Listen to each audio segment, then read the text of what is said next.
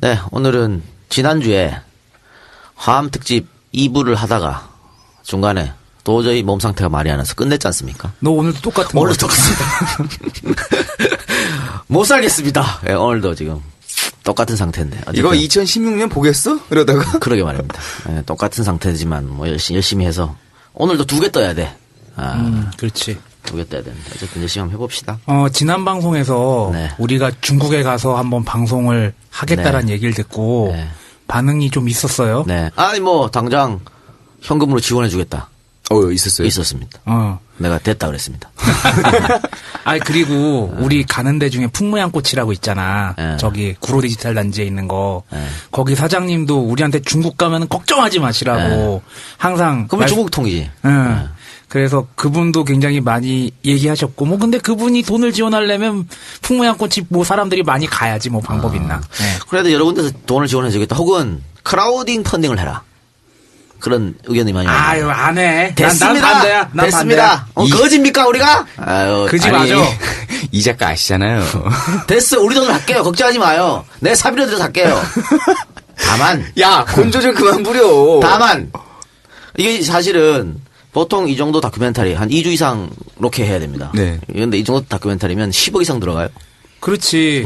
당장에 우리만 가는 게 아니잖아. 그렇죠. 카메라맨들 가야 되고. 우리 스탭들 다 가야 가면은 되죠. 그 양반들 비행기 싹부터 해가지고 엄청나게 돈이 많이 들잖아요. 숙박. 나는 씨바 비즈니스 타고 갈 거야. 아니, 뭐 개소리야. 내 돈으로 사갔는데 왜? 그래, 네 돈으로 가라.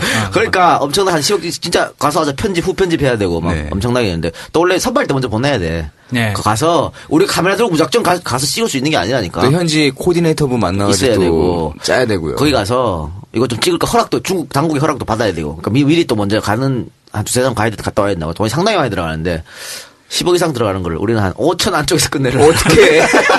야, 야매도 정도가 있지 뭐.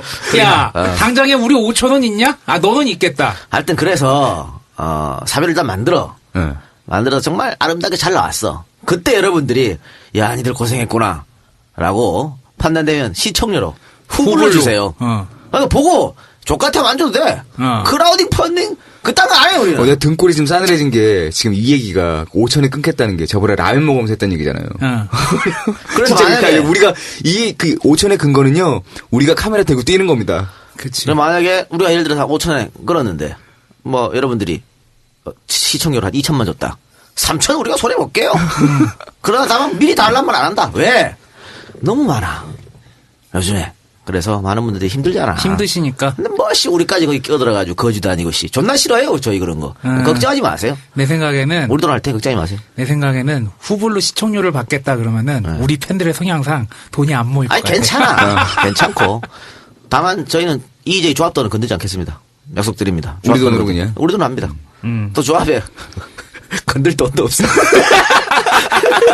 그게 문제야. 아니, 그렇다고 조합에 많이 가입하시라는 얘기는 또 아니, 아니고요. 하지 마세요. 부담돼 이제. 뭐야 이것도. 부담돼. 하지 마. 부담돼. 아니 왜냐면 사실 조합비 우리가 월 조합비 10,000원으로 운영되지 않습니까? 근데 내주시는 그 비율이 50%가 채 안 돼요. 40% 정도 되는데 가입해 주시는 분은 이제 좀 많이 생기는데 어쨌든 그분들 출자금은 나갈 때 다 돌려줘야 되잖아. 그러니까 내가 그 문제 때문에 항상 골머리를 앓고 있고 어떻게든 조합 돈을 손을 안 대려고 하는 거 아니겠습니까? 그러니까 여기까지만 하자. 그러니까 그만 가입해도 돼요.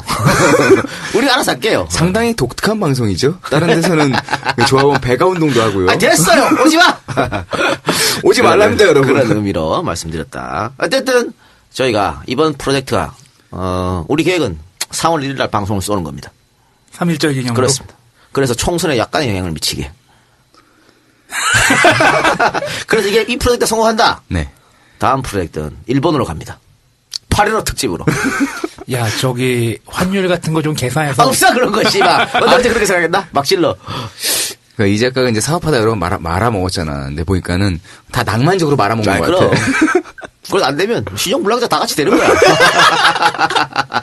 이게 참 고민이야.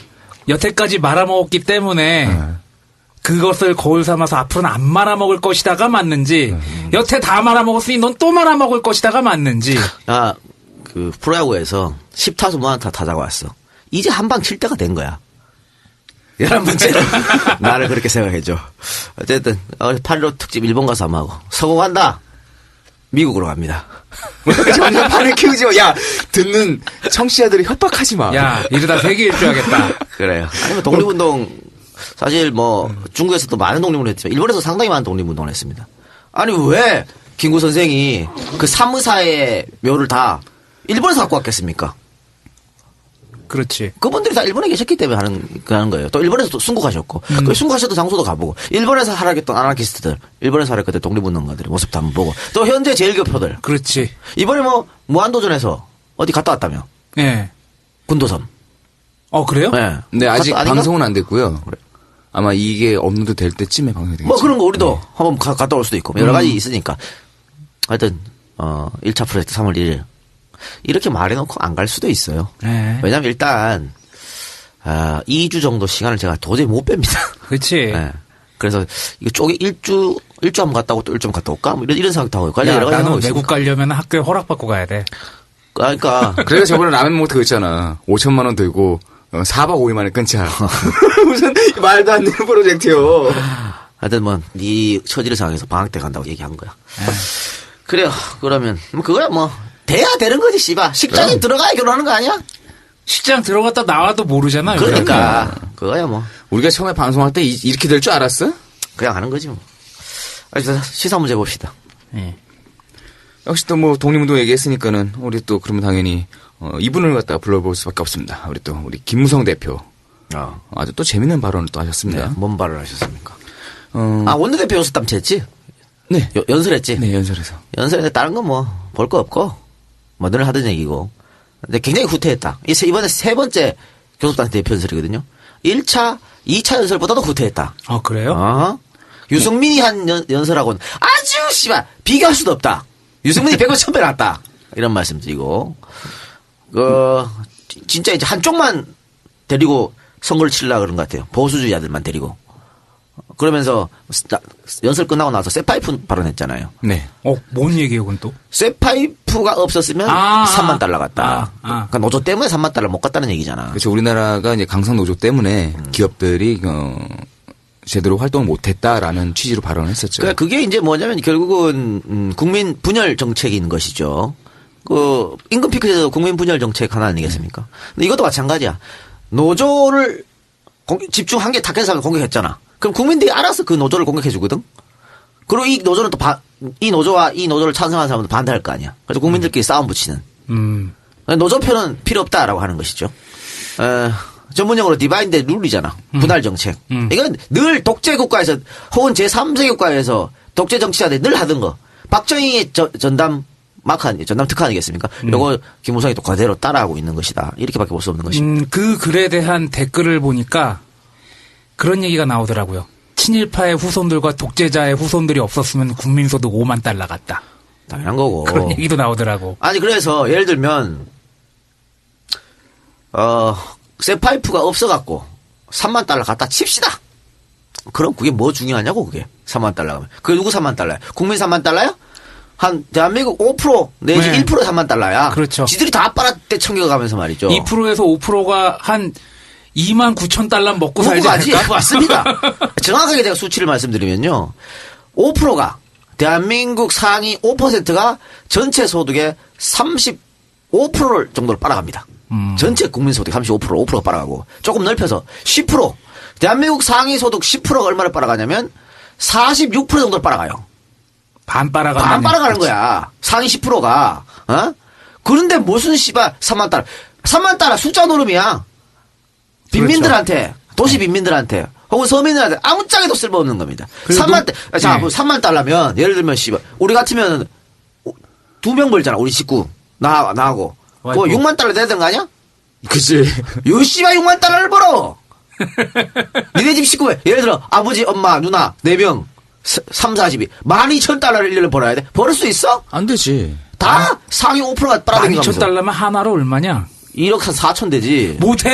아니, 그러니까. 쥐들이 다 빨아당겨가면서 뭔 개소리를 하고 자빠졌나. 아니, 저 무슨 70년대 무슨 산업 역군 해가지고 무슨 수출 금자탑 해서, 이 수치 갖고 국민들 호도하는 거랑 뭐가 달라요? 그러니까요. 그 3만 달러 아무 소용짜리도 없는 거야. 그러면서도 거짓말 했어. 무슨, CNN에서 네. 맨날 쇠파이프 날아다니는 모습을 찍어주는데 외국인 투자가들이 투자하겠냐? 거짓말입니다. 알고 봤더니 최근 7년 동안 CNN에서 한 번도 나온 적이 없답니다. 그러니까 이 사람 머릿속에는 그냥 노조, 빨갱이, 폭력 집단 뭐 이런 거야. 게다가 또 김무성 대표가 아까 얘기한 대로 그 거짓말에 추가되는 허위사실 하나 또 유포를 했죠. 네. 이번에 얘기할 때 뭐 특정 기업들을 갖다 언급을 했어요. 뭐 콜트, 콜텍, 콜트는 네, 진짜 그죠. 권총 회사야? 아니 그러니까 기타, 그러니까 기타 콜텍. 브랜드입니다. 콜트 기타라고 있어요. 모르지? 맞기만 해도 아니 회사가 콜텍 아니야. 거기서 만드는 기타가 콜트라는 브랜드가 있어요. 그래? 네, 그렇습니다. 근데 이거를 가지고 강서 노조 때문에 회사가 망했다라고 얘기를 했어요. 사실과 다릅니다. 2011년에 동아일보에서 이 사건을 가지고 이미 허위사실 유포로 이게 처리가 됐었어요. 법원에서. 그러니까 이걸 허위사실 유포가 된 거를 허위사실로 법원이 판단한 거를 김무성이가 딱 물어가지고 얘기를 한 거죠. 아니 뭐 연예인이 나 화장품 모델 써서 그 화장품 회사 망했다고 한 것도 아니고. 그러니까 이 노동이란 거에 아무런 생각이 없는 사람이 지금 대통령을 하겠다는 거예요. 아니 근데 이럴 수밖에 없는 게 아까 그랬잖아요. 상위 10%가 우리나라 전체 소득의 46%를 먹고 있다고. 그런데 막상 득표율을 보면은 50% 정도 되고 지지율 보면 40% 가까이 되거든. 네.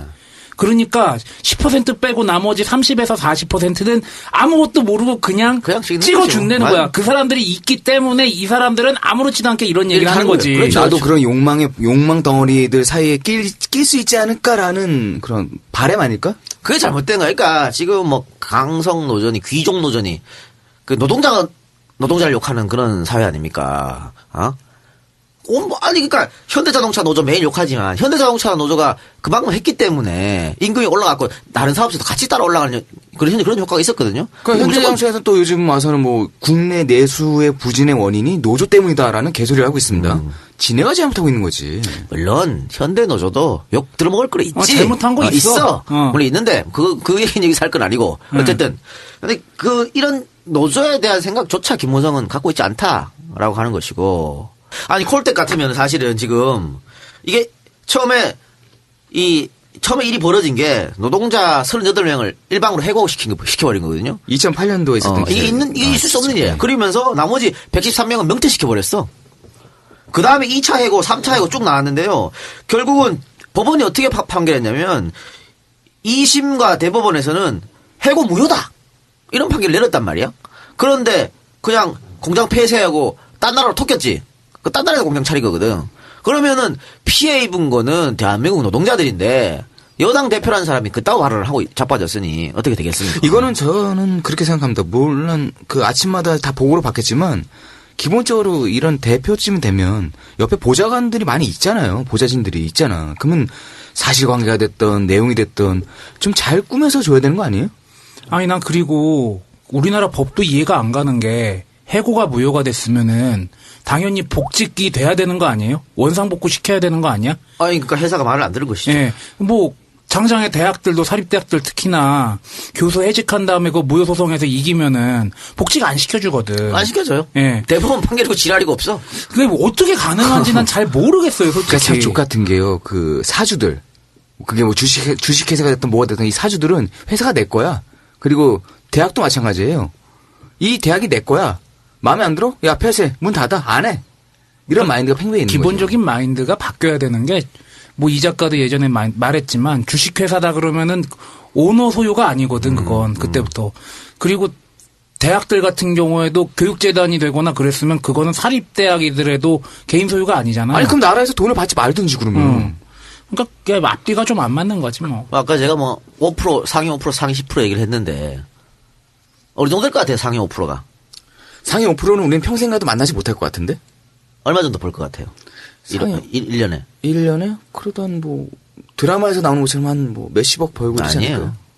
그냥 임금 소득만 따져서 1억 180만 원이거든요. 그래? 네, 상위 눈에 5%가. 보이는 범위네요, 그러면? 보여? 아니, 그러니까 개새끼야 뭐 보이냐? 드라마에서 보면 그런 사람이 있잖아. 1년에 1,000만 원도 못 버는 게 씨발 1억 이내 보인다고 지랄. 나는 그럼 그렇게 돈 많이 버는 여자를 만나겠어, 이 개새끼야. 그거 좋아. 그러면 눈에 보여. 그러니까 상위 5%가 그 정도 수준인데 뭐 꿈의 연봉 아니에요? 억대 연봉이면? 아, 그럼요. 근데 일반 노동자들이, 그러니까 오히려 노조를 욕하는 노동자들이 자기가 그런 자리에 올라갈 거라고 생각한다고 바라는. 그러니까 언젠가 내가 그 위치에 갑의 위치 올라갈 테니까, 그래, 지금 이 을들을 공격하는 거지. 자기도 을인데. 이게 이제 일배 논리 아니겠어요? 그러니까 이제 오히려 가난한 사람들이 부자를 뽑는, 그것도 똑같은 거거든. 내가 언젠간 부자가 될 수 있다는 생각. 그래도 부자들이 사기는 안 칠 것이다. 이런 생각들. 바보들, 부자들이 얼마나 더 빨아당겨가는데. 예. 그렇지. 그걸 몰라니까 이런 일이 벌어진 것 같습니다. 물론 어쨌든 모든 부자들이 나쁘다라는 전제하고 말씀드린 건 아니지만, 뭐, 그렇게 쉽게 될 수가 없겠죠. 그 사람들 그 견고한 틀은 저희가 진입하기가 너무 어려울 겁니다. 그러니까 김무성이 이런 발언들은 결론 짓자면 한 번도 노동을 해본 적이 없잖아요. 김무성이. 그렇지. 땀 흘려 일해본 적이 있어, 지가? 버스 요금 모르는 거랑 비슷한 거지. 똑같은 거예요. 땀은 저기 뭐 개고기 자실 때나 좀 그때는 흘렸겠지. 육수 흘리게 생겼잖아. 그때나 흘리지 땀 흘려본 적. 박근혜랑 똑같은 거야.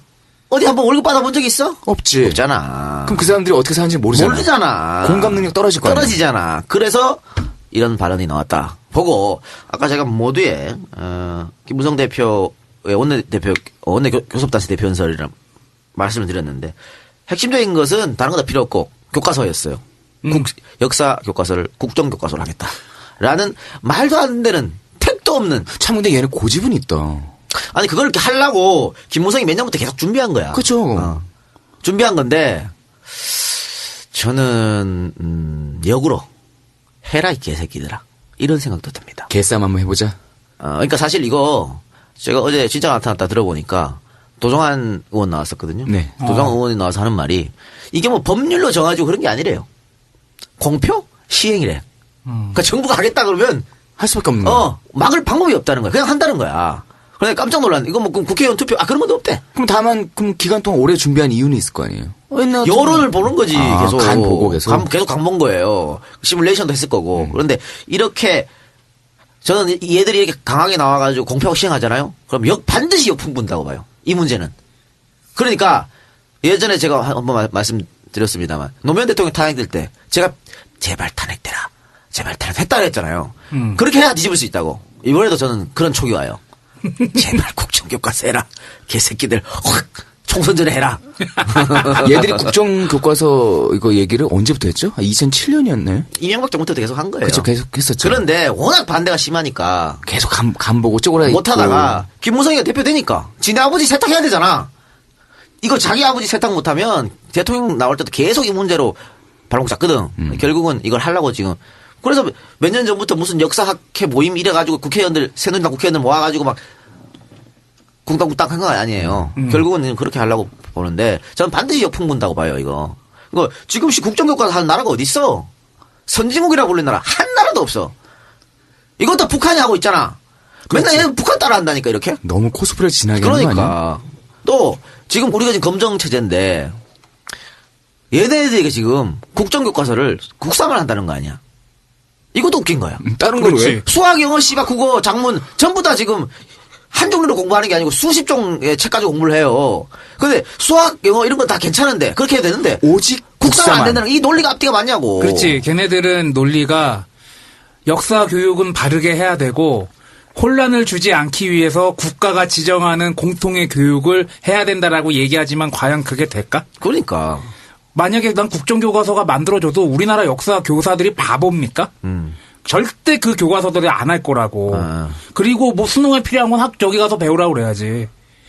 그리고 기본적으로 그 교과서에 나오는 말들이 뭐 우리나라가 선진화가 됐고 뭐 자본주의가 들어와서 뭐 일본 결국엔 일제강점기 덕분에 우리나라가 산업화가 됐다는 얘기하고 그 얘기하려고 그런 거지. 그 얘기하고 이제 그러니까 독립운동했던 사람과 독립운동 후손들은 못 살고 친일 했던 사람 잘 살고 이런 이야기를 역사책에 쓰지 말라는 얘기잖아 지금. 싹 빼려고 하는 거지. 그거 하려고 그러는 거거든. 김무성이 집안이 그따구 집안이니까. 우리 아빠 가네다 집안이 그런 집안 아니야 가네다.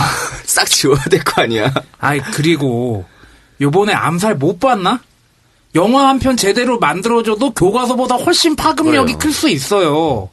근데 그거를 왜 이렇게 생각하는 게 저차원적이지? 난 이렇게 생각이 안 들어. 교과서를 잡으면 지들이 이제 20년, 30년 후의 세대들을 잡을 수 있다고 생각하겠지.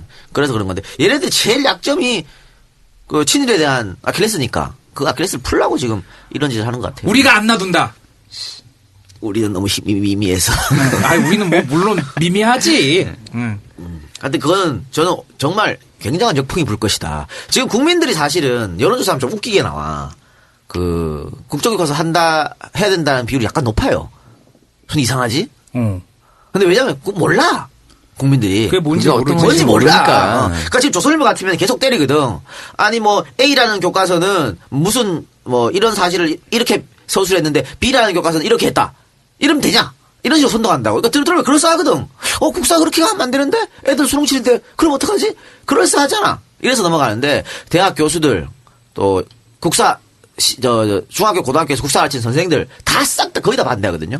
그래서 이거 제대로 여론전을 펼쳐지면 국민들이 반드시 들고 일어난다. 그래서 저는 큰 역풍을 받을 거라고 봐요. 아니 그리고 그런 문제는 수능에 안 내면 되잖아. 뭘 그걸 그렇게 어렵게 생각해.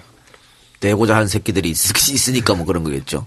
그러니까 그 의도가 뻔히 나오는 거 아니에요. 근데 결국은 얘네들이 하고 싶은 것은 맨날 김무성이가 하는 말이 자학사관. 좌파가 가르치는 자학사관이라고 말하잖아. 그러니까 우리는 역사를 제대로 청산 못 해가지고 친일파들 떵떵거리고 살고 독립운동가 후손들은 어렵게 살고 이게 자학사관이라는 거거든. 그러니까 돌아버리겠네 씨발. 우리가 친일파라고 흔히 사람들이 친일파, 매국노라고 얘기하는 사람들이 대한민국의 정통성을 지키는 사람들이라고 생각하기 때문에 우리 대한민국의 정통성을 지키는 사람들을 공격하는 것은 자학사관이다. 이런 식의 논리가 나오는 거지. 그렇죠. 그거예요. 근데 그래서 이제 이렇게 가르치면 안 되고 긍정의 역사를 가르쳐야 된다. 지금까지 좌파들은 부정의 역사를 가르쳤다 했거든. 병신 역사가 뭔지를 몰라요. 역사의 부정과 긍정이 어딨어? 그럼 역사는 하나의 진실이고 그 해석하는 걸 각자 하는 거예요. 각자. 그리고 이제 우리도 기성세대에 들어갔잖아요. 기성세대가 가장 잘못하는 게 내가 볼 때는 기성세대에 대한 공격을 못 받아들이는 거야. 기성세대가 자기 잘못한 게 뭐 있다라고 인정하면 그 사람들의 권위는 더 높아지거든. 오히려. 그리고 기성세대들이 자꾸 긍정적인 마인드, 넓은 마음씨 그런 거 얘기해요. 그게 뭐야? 다 자기네들 잘못한 거 덮으란 얘기 아니야. 자기네들 비판 못 받아들이겠다는 거 아니야. 그게 뭐 하는 짓이야? 그 이제 꼰대가 되는 거야. 그치, 꼰대화라고 통칭을 하죠, 이제. 난 진짜 생각하는 게 정말 노력해야겠다 싶은 게 곱게 늙어야겠다. 그렇죠. 아니 지금 어른들 맨날 그러잖아. 취직 못하고 이렇게 했는데 존나 욕하잖아. 니들이 열심히 안 해가지고 열심히 하면 이렇게 얘기하잖아. 이 사회를 취직 못한 사회를 자기들이 만드는 거 아니요. 그 애들 잘못이 아니잖아요. 그렇지. 그리고 지금 취직해가지고 한 2, 3년 있다가 혹은 5년 있다가 결혼하려고 결혼할 수 있나? 못하잖아. 옛날이랑 다르잖아. 못하는 걸 누가 만들었어? 이 부동산 값을 누가 이렇게 튀었는데? 아니 태어나서 학교 다녀보고 대학교 들어가 보니까 사회가 이런 걸 뭐 어떻게 하라고. 그걸 왜 다 젊은 세대들한테 책임을 전가시키냐고. 우리는 그나마 나아. 그치, 우리는 그 막줄이었죠. 그나마 낫고 우리 밑에 세대들이 진짜 좆빠지게 지금도 고생하고 있는 거죠. 어떻게 얼마나 불쌍합니까? 예? 참 안 됐어요. 그런 거면.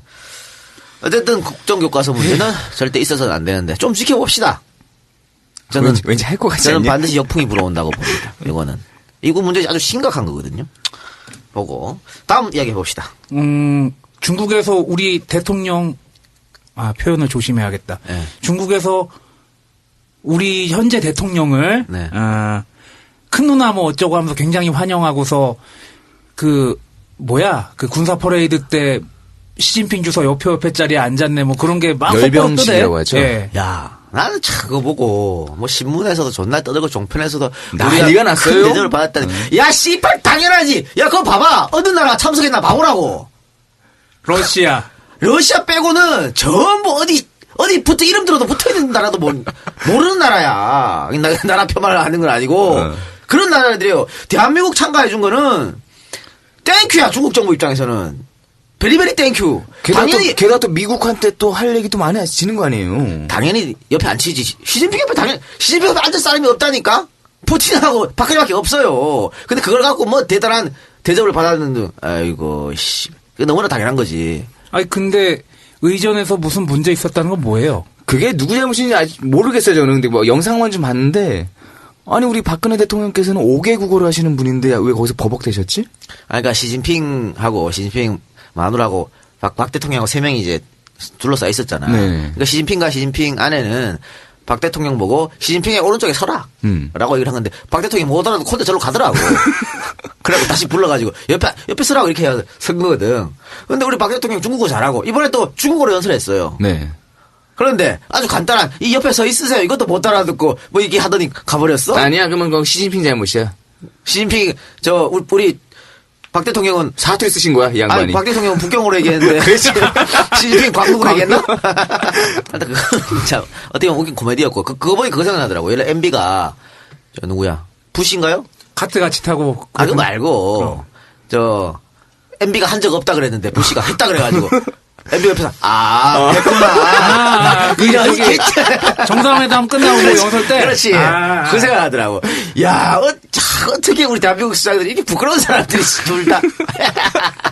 손발이 못 오그라든다. 알아듣고. 와, 그게 생각나더라고요. 아니, 그러면 그걸 속으로 생각하고 있지. 거기서 대고, 했구나. 이게 뭐야. 이런 거 보면, 야, 김대중 보면 정말 멋있던 사람들이었어. 아니, 그러니까, 자랑스러워해야 돼. 그러니까 대학도 못 나왔다 그렇게 욕하던 사람들은 어떻게 보면은 국가 간 정상 간의 대화에서 좀 품격 있게 행동을 했잖아요. 야, 그러니까 그걸 찾아날래도 못 찾아냈지 않았을까 싶어요. 그러니까, 쪽팔려. 그래. 어쨌든, 중국에서 뭐, 한 대 받은 건 사실이고. 근데 한 대 받을 수밖에 없었고, 제가 아까 말씀드린 대로. 아니, 발음이 안 좋아. 나는 한 대 맞았다는 줄 알았어, 지금. 한 대 받은 건 사실인데, 네. 갔다 와서 잘해야죠.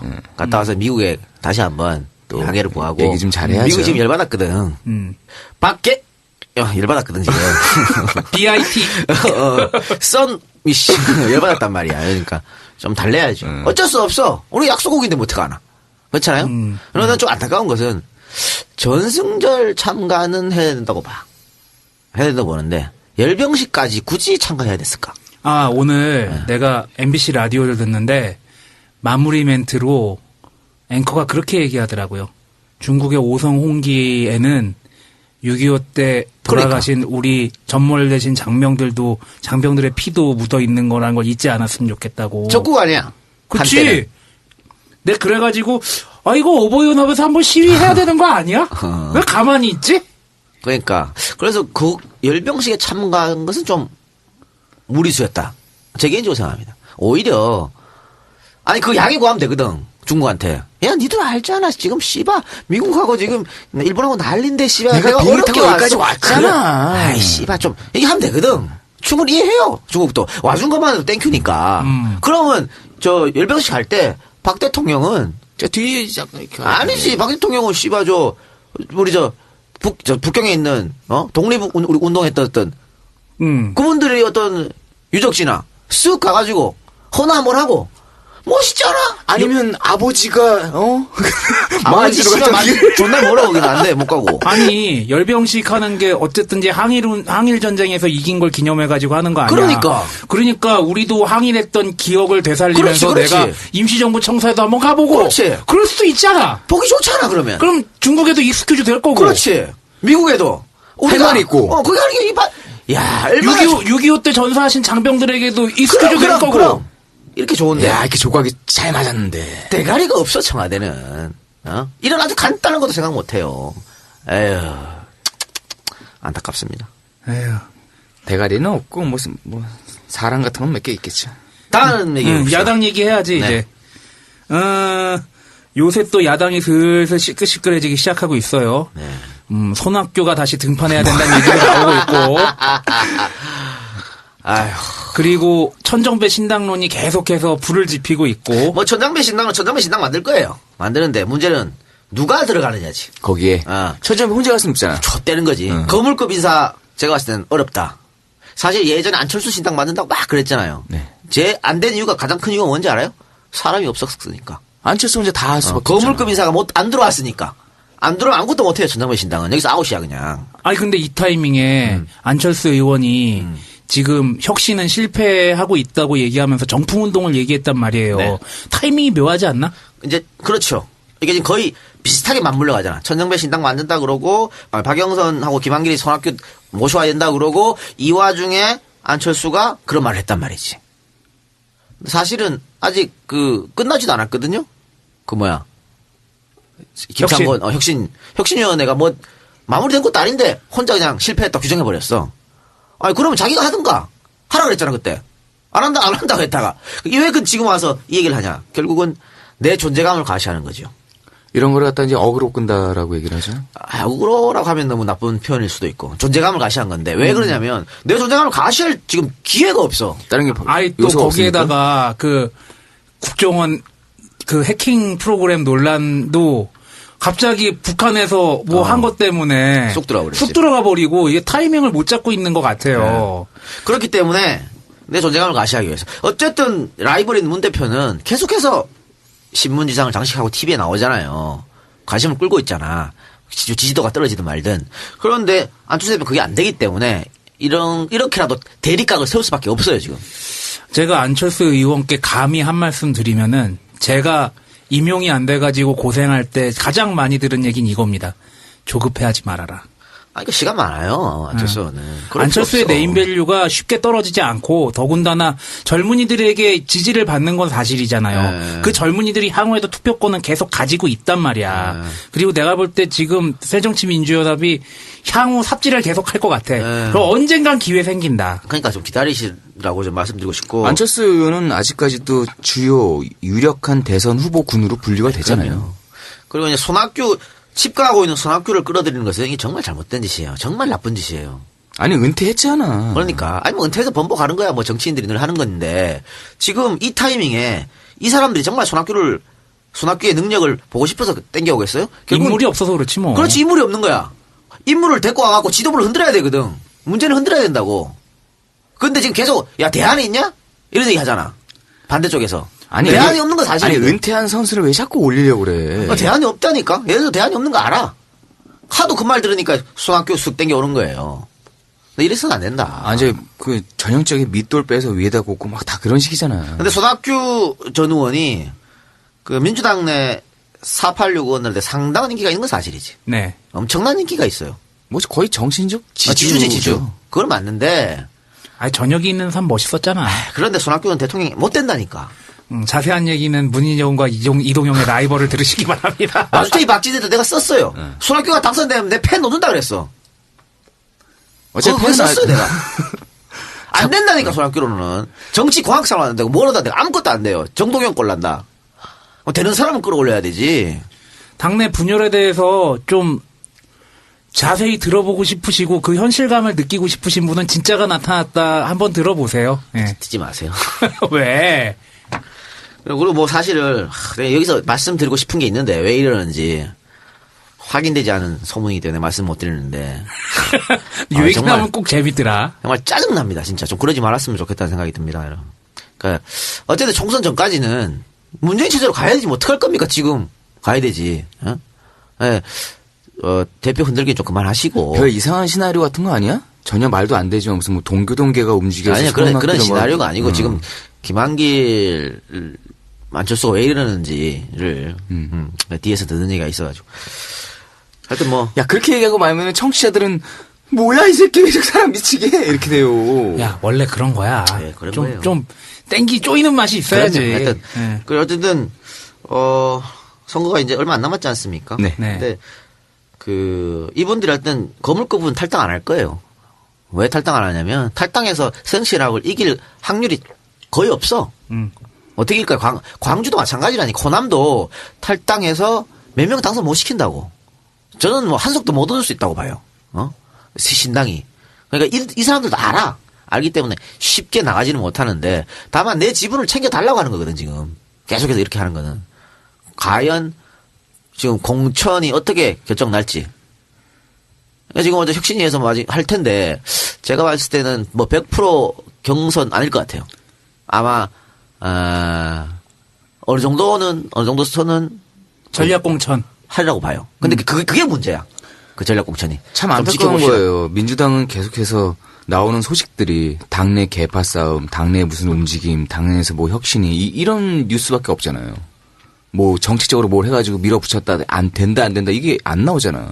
아니 근데 이번에 사실은 문 대표가 사실은 남북 화해 이야기하면서 뭐 소득 경제 성장이라든가 뭐 여러 가지 얘기했죠. 그거는 먹혀 들어갔는데 이번에 또 중국의 간이 뭐 이러면서 좀 쑥 들어간 경향이 없잖아 있죠. 예.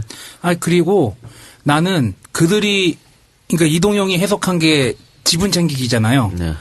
그 지분 챙기기를 해가지고 여당을 이길 수 있다면은 지분 챙기기 해줘야 되는 게 맞다고 봐요. 네. 근데 그걸 공정하게 심사를 받아야지. 그들의 네. 지분을 그러니까 그들에게 공천을 주고 뭐 그렇게 하는 네. 것이 과연 이길 수 있는 방법일까에 대해서는 네. 생각을 해보자는 거죠. 냉정하게 그들도 심판받을 생각을 해야 된다고 봐요. 난. 네네네. 근데 뭐 이렇게 해가지고 그분들한테 공천을 줘서 당선이 됐다. 이겼다. 총선에서. 대선에서 만약에 문 후보가 후보로 나온다. 그러면 지금 같은 상황 또 일어날 거라고 보고. 그럼 모르겠습니다. 사실은 이회창 의원이 김대중한테 지고 나서 그 공천 아주 학살을 한 적이 있었지 않습니까? 그때 공천하기 전까지 아무도 몰랐거든. 할지. 철저하게 비밀이었어. 비밀이었어. 또 이회창도 그런 공천 학살 하고 싶지 않았어. 그런데 이제 뭐 얘기에 의하면 윤호준이 뒤에 조정했다 뭐 이런 얘기가 있습니다만 하고 싶지 않았는데 이것만이 살 길이다 그래가지고 읍참마속의 심정으로 다 날려버렸거든. 문 의원이 그런 강단이 있을지 없어? 없습니까? 내가 볼 때는 없어. 알겠습니다. 다음 이야기 봅시다. 뉴스를 하나 보다 보니까요. 그 의사 출신 방송인 홍해걸 씨가 SNS에다가 또 뻘글을 썼다가 삭제를 삭제했습니까? 했습니다. 하고 사과를 했습니다. 오늘 퍼거슨이 또 1승 올렸네요. 1승 올렸네요. 올린 기사는 그거였어요. 술 취해서 잠든 소개팅 여자분의 알몸 촬영한 대학병원 인터넷 실형.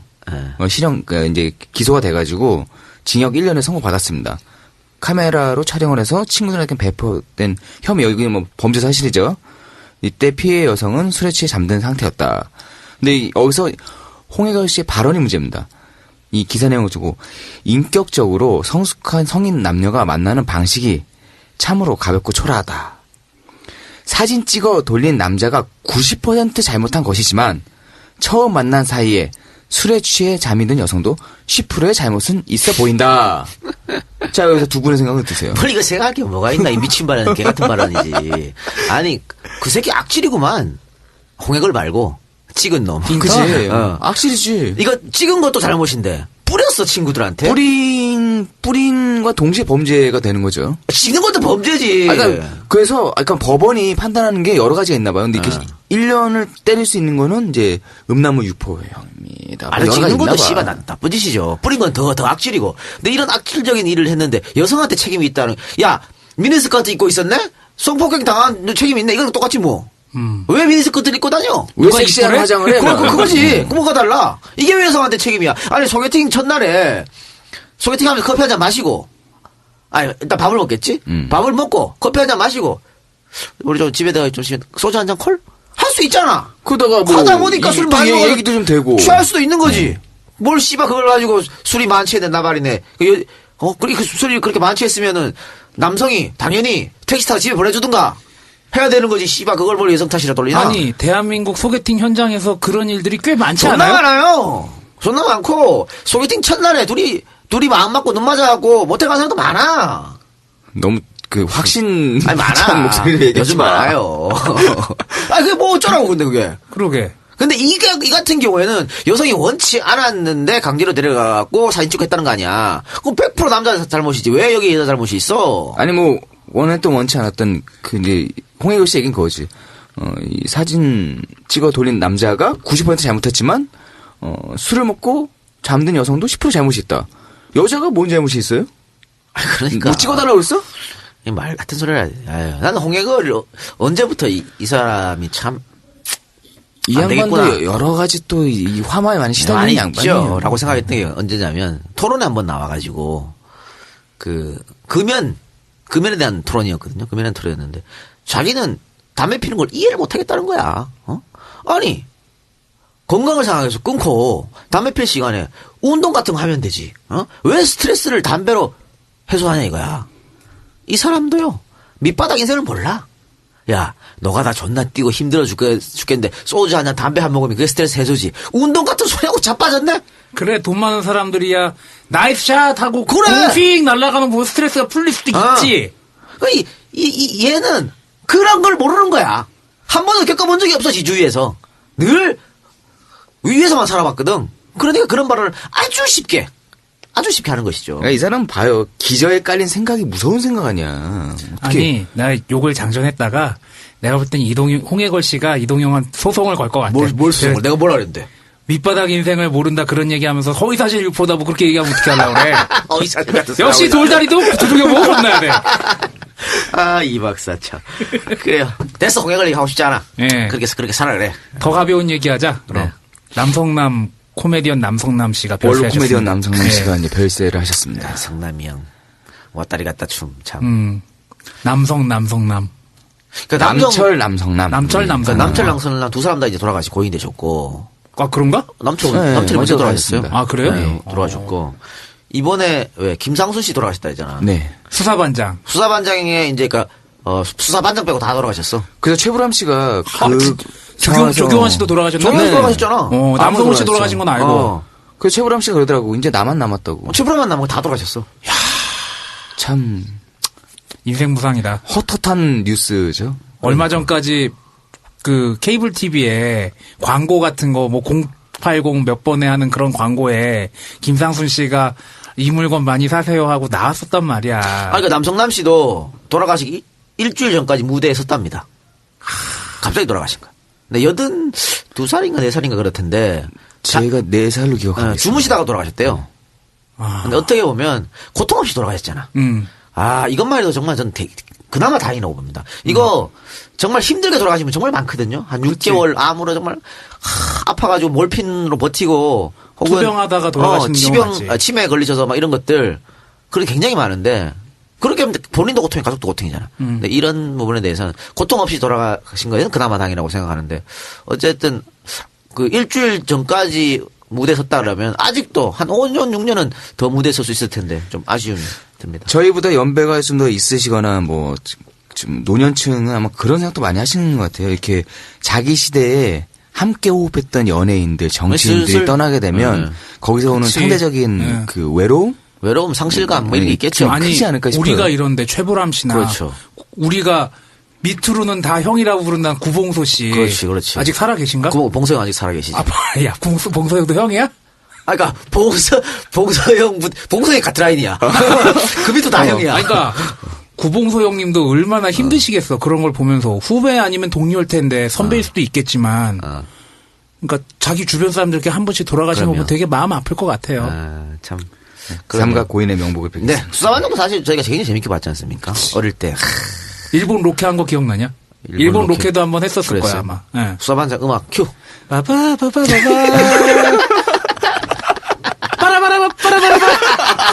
야, 저게 바로 나오는구나.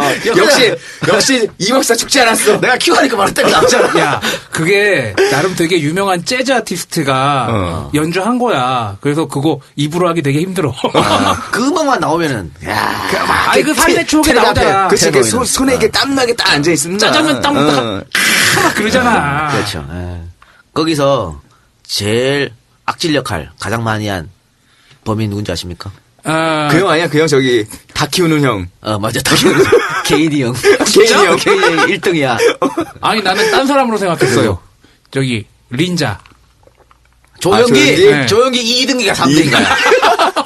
그리고 이제 베스트 5 안에 들어가는 게 송경철 씨인가 왜 머리 빡빡 깎으신 분 있잖아. 예. 그 뭐지? 예전에 서울의 달에서 무도인으로 그렇지, 나왔던가 그렇지. 그분. 예. 파랑새 파랑새 있다. 거기 서울에 나와서 있고. 파랑새. 파랑새 있다. 해서 아, 나오신 예. 분.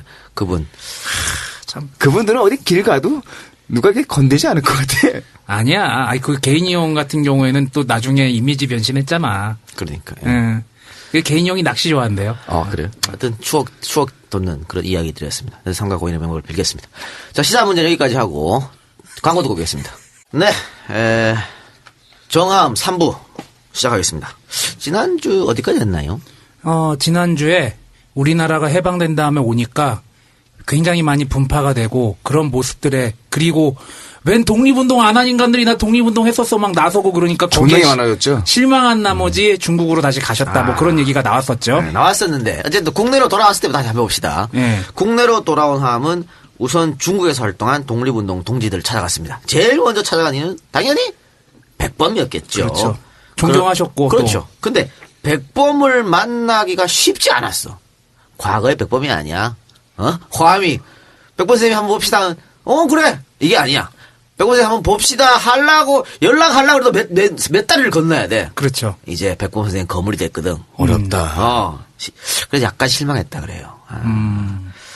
쉽지 않았는데 어쨌든 만났습니다. 만났는데 제가 방금 설명해드린 대로 백범은 과거 화암과 배고라가며 담배 한 개 피 나눠 피던 독립운동가가 아니라 이제 대한민국의 어엿한 정치인이 되어 있었습니다.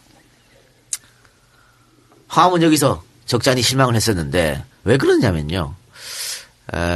화암은 백범이 이승만과 붙어서 이길 수 없다고 판단했어요. 이게 정치력이지. 그러니까 이거는 화암 선생의 판단이었죠. 그러니까 이승만의 정치력이 워낙 노예하기 때문에 이 순진한 백범이 이승만을 이길 수 없을 것이다. 거기다가 미국이라는 든든한 백도 있고. 화암 선생님 머리가 좋잖아. 정책 판단이 되잖아. 딱 보고 느낀 거예요. 그 뒤로 김규식과 청사 조성안을 차례로 만난 화암에게 개택수라는 사람이 사람을 시켜서 화암에게 보자고 연락이 왔습니다.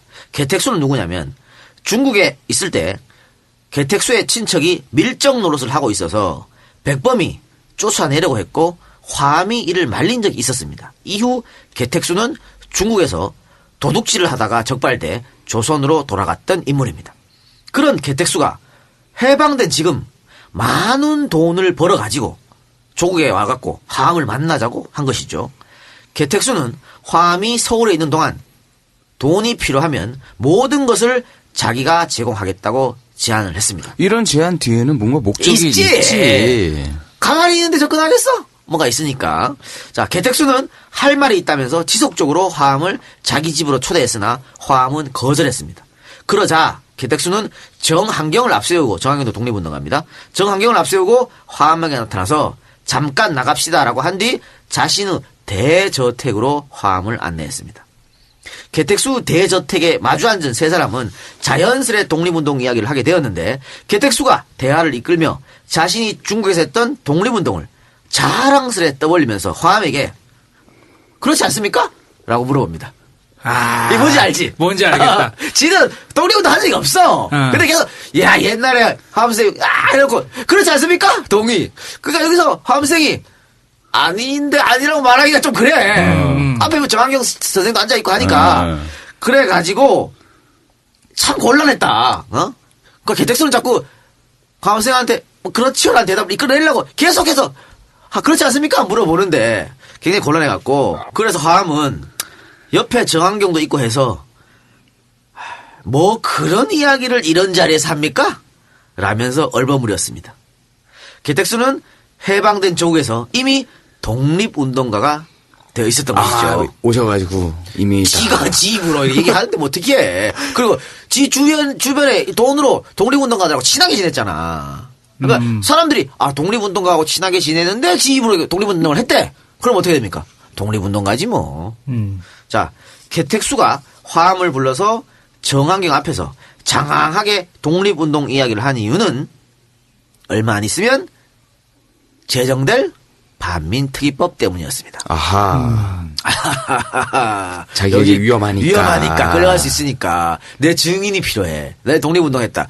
나 친일 행동 안 했다. 이런 증인이 필요한데 화암 선생이 해주면 이 위대한 독립운동가가 해주면 자기는 잡혀갈 일이 없잖아. 보증이 되는 거야. 그럼요. 그래서 지금 이런 뺑기를 쓰는 겁니다. 미리 약을 치는 것이죠. 실제로 반민특위에 밀정 혐의로 잡혀온 편덕열의 재판 때 개택수의 이름이 등장합니다.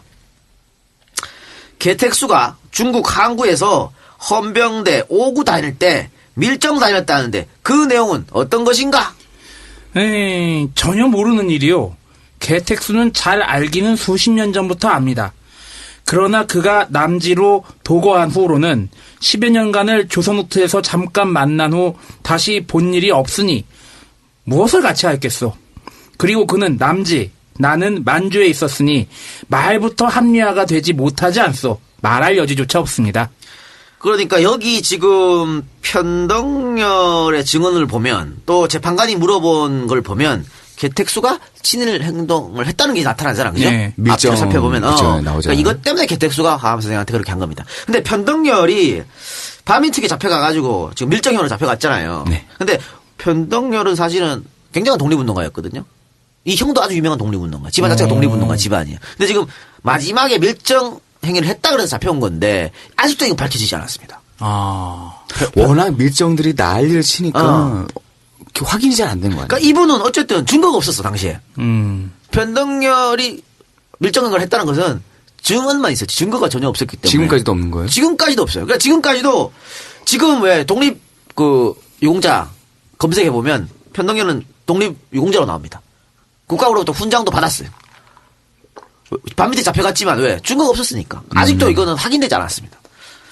그건 그렇고 어쨌든 이런 개택수가 대저택에 살면서 많은 돈을 만지면서 독립운동 행세를 하고 이범석, 신익희 같은 사람들과 어울려 다니니까 화암의 속이 어떻겠습니까?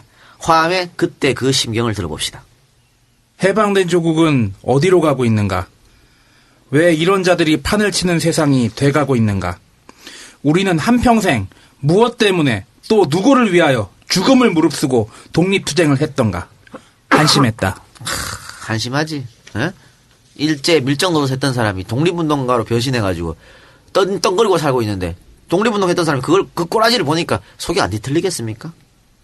또 화암은 유엔 대표단장 건국의 아버지 메논도 만났습니다.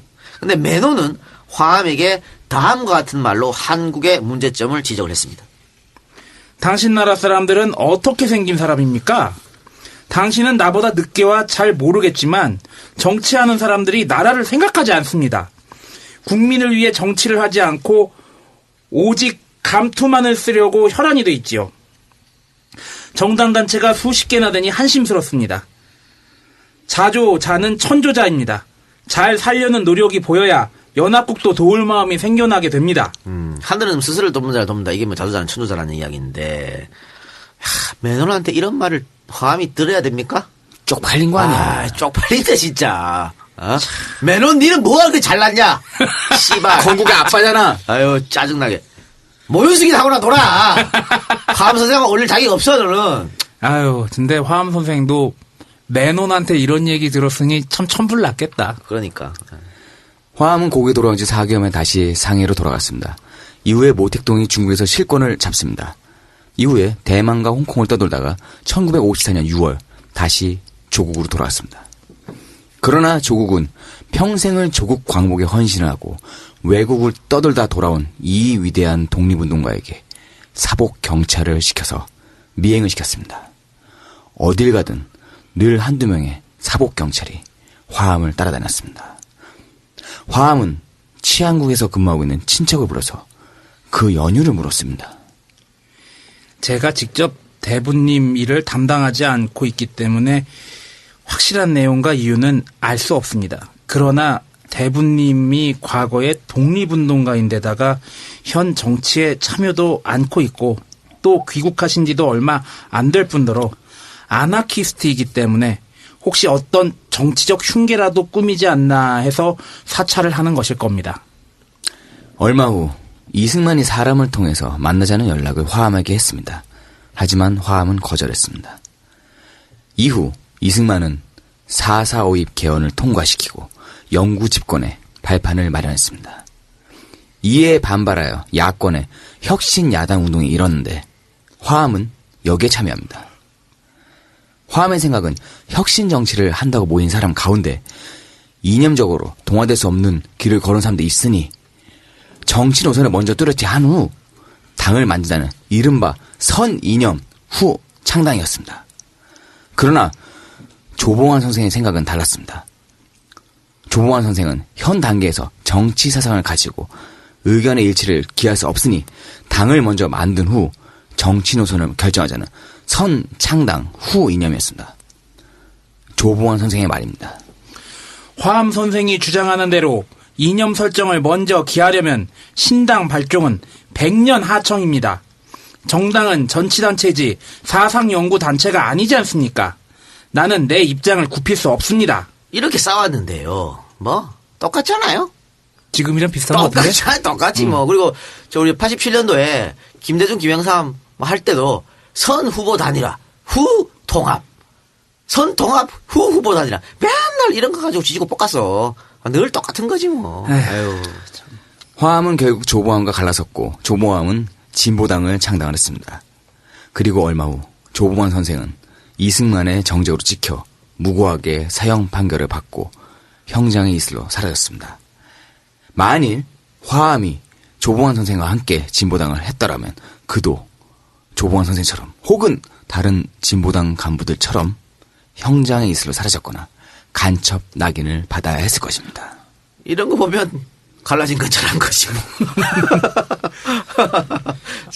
역사의 아이러니네. 뭐 진보연합 얘기 나오고 아까 그러지 않았나? 그 천정배 의원한테 뭐 접근했다 뭐 그런 썰이 있지 않았나? 아니 지금 뭐야? 어디야? 정의당을 필두로 해가지고. 정의당 필두로 해서 네. 나머지가 다 핀다 그랬는데 그건 뭐 나쁜 건 아니라고 봐요. 통진당 저렇게 쪼개지고 나서 참 한숨만 나오네. 1958년 12월 24일로 가보겠습니다. 다음 대통령 선거를 1년 3개월 앞두고 이승만 정부는 대통령 선거에서 승리하기 위해 보안법 개정을 시도합니다. 개정안의 내용은 보안법의 적용 범위를 대폭 확대하고 헌법기관의 명예를 훼손하거나 허위 사실을 적시 유포하는 행위도 처벌 대상으로 하는 한마디로 지 맘대로 조져법이었습니다. 당연히 야당 의원들이 반대하고 나섰습니다. 그러자 이승만은 국회 경호권을 발동 300명이나 되는 무술 경위를 동원합니다. 그래서 야당 의원들을 끌어내서 지하실에 감금하고 여당 의원들끼리 국회를 열어서 법안을 날치기로 통과시켰습니다. DNA는 속일 수 없네요. 노무현 대통령 탄핵 때 똑같이 이렇게 했죠. 무술경관들 동원해고 다 끌어내고. 아유. 이것이 이른바 2.4 보안법 파동이라고 불리는 사건이었습니다. 정화암 선생은 이승만의 이런 행동에 분노했습니다. 자유당 정권의 부정부패와 독재체제는 갈수록 횡포를 거듭하여 한국의 민주주의는 구제불능이라는 극단적인 표현까지 튀어나왔으며 이 모든 것이 1960년 대통령 선거를 겨냥한 자유당의 장기 집권을 위한 독재체제 구축에 있었던 만큼 국민은 이를 결코 용납할 수 없었다. 자유당 정권에 반대하는 모든 행동을 국가보안법으로 규제하려는 인권 탄압의 전주곡으로 들으면서 죽음만을 기다릴 국민은 결코 아니었다. 그래서 이에 저항하는 단체를 하나 만드십니다. 그것이 바로 민권수호 국민총연맹, 줄여서 민총이라고 일컬어지는 것이었습니다. 예. 그 서슬프런 이승만 시대 때 아니 조봉암 날아가는 거 봤잖아요. 네. 이런 거 만들기 쉽지 않거든. 아 역시 독립운동가의 기질이 있어. 1959년 1월 결성된 민총은 보수 혁신을 가릴 것 없이 야당과 제야 세력의 반 이승만 통일전선과 같은 성격의 조직이었습니다. 이런 게 필요하다. 잘 우리가 들으세요. 제일 좋아하는 반새누리가 아니야. 그 반새누리 잘 들으세요. 가릴 것 없이 뭉치자고. 문성근 대표가 하는 것도 이거 아니에요. 음. 그러니까 제발 좀 우리도 싸우지 말고 좀 뭉치자고. 다 뭉쳐가지고 일단 쟤들부터 엎어내 놓고 그 다음에 또 거기서 또 나누면 되잖아. 그러니까 문재인이 뭐 어떻고 박원순이면 어떻고 안희정이면 어떻고 이재명이면 어떻고 안철수면 어때요? 새누리 많이 되는 거 아니야? 저는 그렇게 생각합니다. 뭉쳐서 아니 절차대로 뽑아가지고 뽑힌 사람 밀어주자는 건데 그게 왜 힘드나? 왜 이렇게 다들 조급해서 그런 거 아닐까? 근데 만약에 자기들이 원하는 사람이 안 뽑히면 또 나 지지 안 해. 이럴 수 이게 짜증나는 거죠. 아니 새누리당 쪽은 자기가 안 된다고 하더라도 이권을 위해서는 뭉치잖아. 걔네는 욕망에 충실하잖아요. 우리의 이권은 저당이 안 되는 거잖아. 그렇죠. 그럼 뭉칠 수 없나 좀? 그러니까 1959년에 했잖아요. 이렇게 참 선조들 볼라치 없다. 예. 화암은 민총의 지도의원으로 참가했고 민총의 대변인이 바로 김대중 전 대통령이었습니다. 화암과 김대중의 만남입니다. DJ 빠. 야 민총의 대변인 젊은 대변인 아니야? 어? 눈에 지금 총기가 확 들어왔습니다. 아까까지 죽어가더니. 이후 4.19 혁명이 일어났고요. 화암은 혁신계인 사회대중당의 발기인으로 참여하여 1960년 7월 29일에 열린 제5대 총선에 고향인 전북 김제에 출마하셨습니다. 상대 후보는 민주당의 조한백이었습니다. 이 조한백이 누구냐? 경력을 하나만 소개시켜드리겠습니다. 대동신문 전북 지사장이었습니다. 내가 대동신문을 만들어서 빨갱이를 때려잡고. 그렇지. 그 대동신문이 이 대동신문이야. 이종영이었나? 이종영이지. 그럼 뭐 됐잖아. 말 다 했던 거 아니야? 아유, 이런 분이랑 독립 유공자인 화암 선생이 붙었습니다. 화암의 출마에 김제 시민들은 큰 호응을 보냈습니다. 당연하지. 이에 위기를 느낀 조한백. 민주당 중앙에 지원 요청을 했고요. 곽상훈이 지원자로 김제에 내려갔습니다. 곽상훈도 사실은 굉장히 대단한 정치가고 또 위대한 독립운동가입니다. 네. 이 사람을 자기가 지금 독립운동가랑 싸우고 있으니까 같은 독립운동가를 위해서 불러와서 좀 도와주세요 한 거야. 근데 같은 당이니까 뭐. 미랄과 쭉정이는 구분해야지. 에이. 곽상훈은 정화함의 사상을 이렇게 공격했습니다. 정화함은 무정부주의자입니다. 공산주의의 사촌쯤인 무정부주의자에게 이 나라 정치를 어떻게 맡기겠습니까? 색깔론이죠. 아는 놈들이 더 하다는 말이 나오는 거예요. 이에 대해서 화암 선생은 이렇게 반격했습니다. 나는 곽상훈 씨가 위대한 정치가인 줄로 여겨왔습니다. 그런데 그 위대한 정치가가 무정부주의는 공산주의의 사촌쯤 된다고 말했다니 그동안의 이 나라의 정치 작태를 가히 짐작할 만합니다. 무정부주의자와 공산주의도 구별 못하는 사람이 위대한 정치가로 대접받아 왔으니 참으로 한심합니다. 그런 소리는 이불 속에서 자기 마누라한테나 하라고 하시오. 유권자 앞에서 그런 소리를 하면 곽상훈이도 꽤 무식한 사람이구나 하는 말을 들을 뿐입니다. 시원하게 매기셨네요. 이런 걸 난 문 대표한테 바라는 거야. 이런 발언. 야, 들으면 사이다처럼 쑥 내려가잖아. 마누라한테 가서 이불 속에서. 아이고, 시원하네. 아이고, 시원하네. 시원하네. 선거 판세는 화암 선생에게 유리하게 돌아갔습니다. 조한백의 선거 담당자도 졌다고 시인할 정도였습니다. 선문장이 졌다고 하면 이건 졌는 끝난 거지 뭐. 건데. 그러나 선거 막판 역시나 고무신 투표, 막걸리 투표는 물론이고 고무신 투표 뭐예요? 아니, 이거는 뭐, 70년대까지 있었죠. 이게 쓱 지나가면 고무신 한 장 주면서, 저 조한백 부탁해요. 뭐 이런 거. 막걸리 한 잔 쓱 사주면서, 조한백 부탁해요. 이런 거. 그때는 뭐, 불법도 아니었어? 그렇지. 고무신을 이렇게 자루에다 다 메고 다니면서 아니 뭐 저기 포대가리도 하는데 뭐. 그러니까. 에휴, 씨. 고무신 투표, 막걸리 투표는 물론이고 정화함은 공산당이다. 정화함은 죽었다. 라는 소문까지 퍼지면서 판세는 뒤집혀졌습니다. 왜냐면 이걸 사실관계 확인하는데 시간이 좀 안 되지. 걸리거든요. 옛날에 TV가 있어? 뭐가 있어? 인터넷이 있어. 결국에 화암 선생은 선거 자금 부족, 조직의 열세, 경험 부족으로 인하여 40%를 얻는 데 그쳐서 59%를 얻은 조한백에게 패배했습니다. 그리고 1961년 5.16 군사 쿠데타가 터졌습니다. 혁신 인사였던 정화함은 고향에서 손목에 쇠고랑이 치어져 서울로 압송되었습니다. 죄목은 특수범죄 처벌에 관한 특별법 6조 반국가행위였습니다. 이런 개씨. 독립운동가 출신을 일본군 장교 출신이 반국가행위라고? 쿠데타 해가지고 이렇게 잡아들여?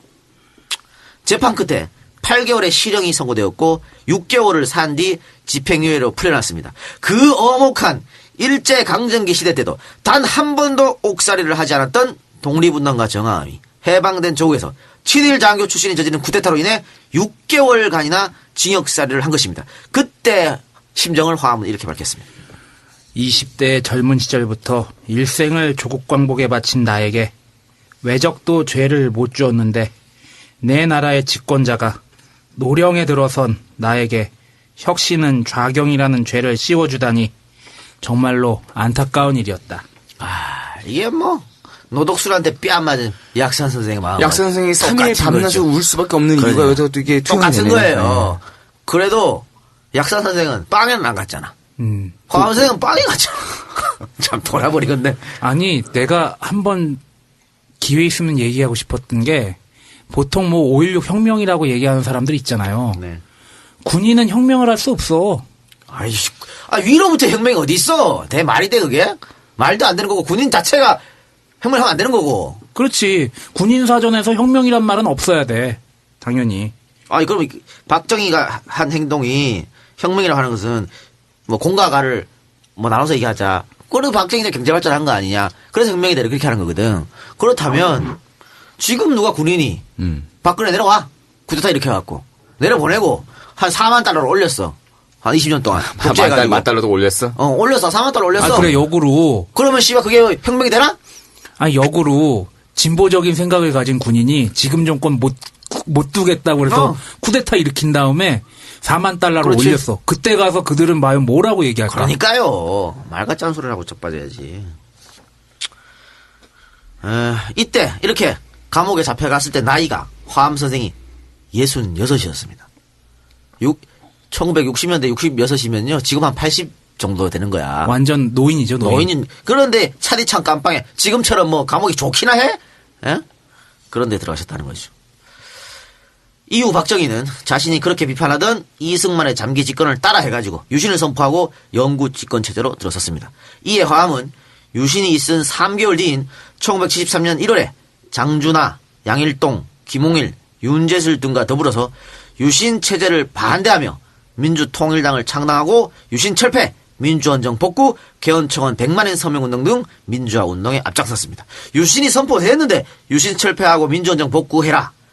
또 개헌청원 서명운동. 이것은요. 역시 마찬가지입니다. 목숨 걸고 한 거예요. 평생을 목숨을 거셨네요. 그렇죠. 장준하 선생도 이것 때문에 돌아가신 거 아니에요? 그렇죠. 그러니까 장준하 선생 같이 했는 거야. 다시 말씀드리지만 투옥되셨을 때 연세가 66이었습니다. 그래. 이후에 뻐꺼형의 12.12 쿠데타가 일어나고 신군부는 당시 85세였던 독립운동가 정하암을 정치활동 규제자로 묶어서 대외활동을 하지 못하도록 만들었습니다. 이 병신 같은 새끼들은 뭐가 무서워서 이렇게 한 거야? 아니 85세 노인이 돌아버리겠네. 전두환이 대통령이 되던 그해 정하암은 은평구 가련동 382번지 자택에서 결국 하암만은 86년의 생애를 마치고 영문에 들어갔습니다. 쿠데타 일어나고 다음 해에 돌아가신 것이죠. 참 안타깝습니다. 못 볼 꼴을 너무 많이 보신 것 같아요. 조국 광복을 위해서 그렇게 싸우셨던 분이 우리나라 좀 더 잘 되는 모습을 보지 못하고 돌아가신 거네. 그렇습니다. 화암의 장례 때 조사는 아나키즘 운동을 했던 하기락이 낭독했는데 그 조사를 한번 읽어드리겠습니다.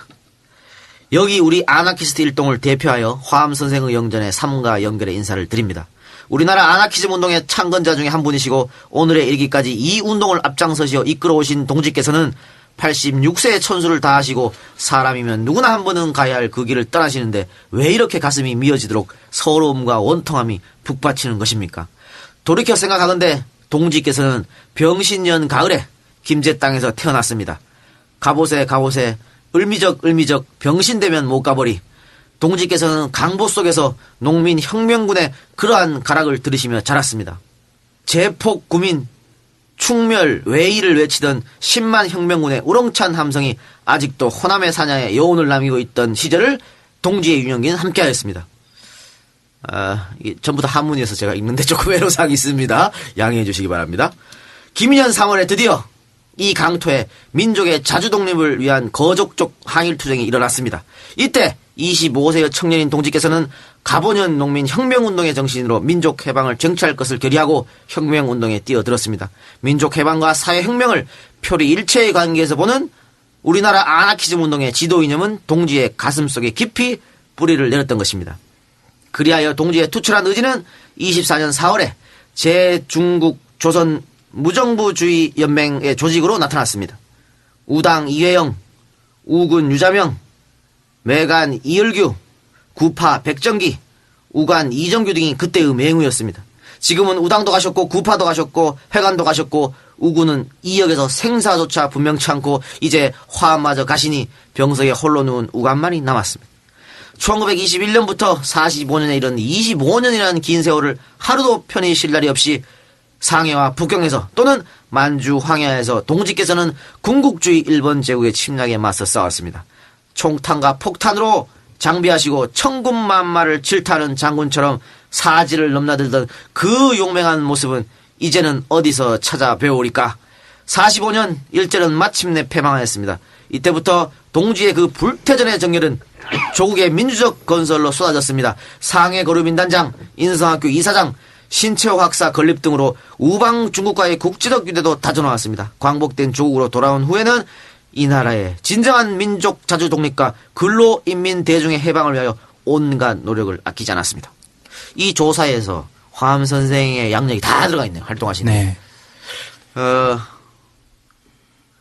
그래도 생각보다는 장례식이 좀 크게 이루어졌었거든요. 그나마 다행이다. 그런 생각이 듭니다. 전두환이가 이것까지 막았으면 진짜 그건 개새끼지요. 아니 그냥도 개새끼는 맞는데 뭐 그렇습니다만. 네, 이로써 대단원의 화암 선생 3부작을 마치겠습니다. 3부작 한 오랜만인 것 같은데. 이 박사님 화암 선생 이야기 어떻습니까? 사실은 화암 선생 잘 모르잖아요. 많은 분들이. 네, 네. 그래서 많은 분들이 그렇게 말씀하시더라고요. 앞으로 이렇게 좀 가려진 위대한 독립운동가들을 많이 좀 소개시켜달라. 근데 이 작가가 바빠. 바쁘더라도 하도록 하겠습니다. 제가 중간중간에 소감 많이 했으니까 저는 조금 가벼운 얘기로 하겠습니다.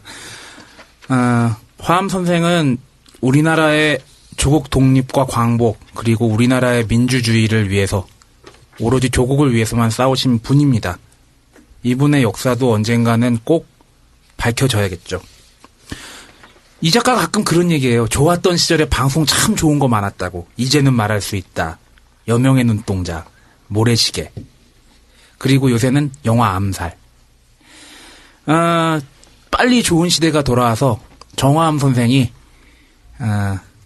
기녀들 속이면서 도망가고 중국으로 가시고 은행도 털고 그랬던 박진감 넘치고 그리고 우리나라의 광복과 민주주의를 위해서 싸우셨던 그 일대기가 드라마로 만들어지면 참 좋을 것 같다는 생각이 네? 들었어요. 그런 것도 좋고요. 예전에 인물 현대사 같은 거 있었잖아요. 네.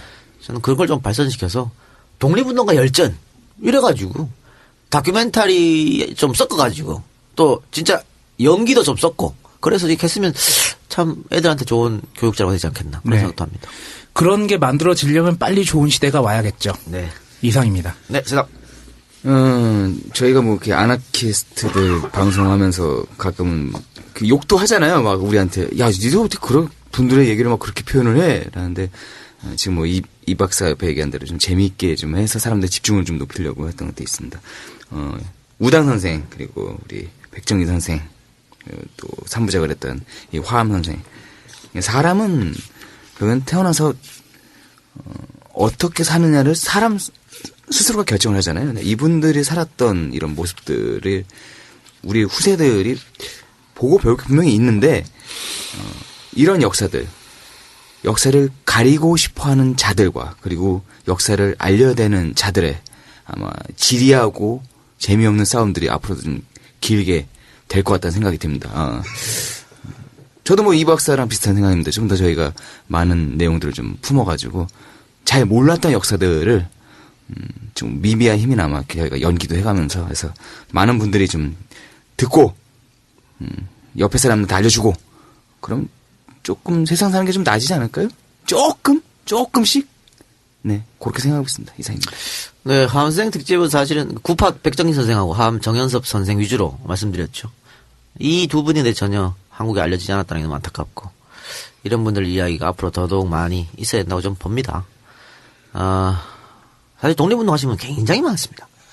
손에 뭐 꼽을 수도 없죠. 엄청나게 많은 분들이 계신데 그분들의 노력으로 그나마 우리가 살고 있지 않나 이렇게라도 생각 들고 백정희 선생도 마찬가지고 정연섭 선생도 마찬가지고 그냥 자기 목숨 내놓고 살았지 않습니까? 그러니까 이분들이 어떻게 만든 조국인데 지금 위정자들이 그 역사를 다 없애려고 하니까 너무 안타깝고요. 단재 신채호 선생의 역사를 잊은 민족에게는 미래가 없다. 너무나 당연한 명제를 다시 한번 강조하면서 우리 방송 마치도록 하겠습니다.